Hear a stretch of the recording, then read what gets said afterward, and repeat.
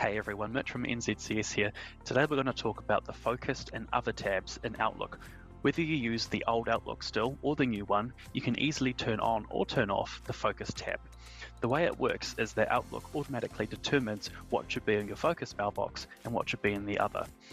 Emails that would appear in the focused inbox would be messages from someone you've interacted with recently. For example, if you were emailing John Smith back and forth, then his emails would be in your focus mailbox. Anything deemed highly urgent or critical would also automatically be put into this focused mailbox. Now, in the other tab, it would hold things like newsletters, promotional items, and less critical messages. Let me show you how it works. So in my Outlook here, I currently have the focus mailbox turned on. I can then easily flick between focused and other really easily by just one simple click. Now, if you were to have an email that were to appear in the other mailbox and you think it should be in the focused, you can do the following. If you right-click on the email concerned and go to Move, you can then click on the button Move to Focused Inbox, and that message then goes to the focused inbox.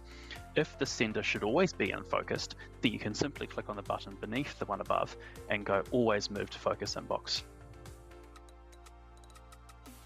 And it's easy as that. If you want to turn this setting on or off at any time, in the new Outlook, all you need to do is click on the View tab at the top, then go to View Settings, and underneath Focused Inbox, tap either Sort Messages into Focused and Other, or tap Don't Sort My Messages. Thanks for watching today's video. If you found it useful, please give it a like and subscribe to our YouTube channel for more. You'll find lots of tips and tricks on there, uploaded weekly. Also, don't forget to check us out on LinkedIn. Thanks for watching.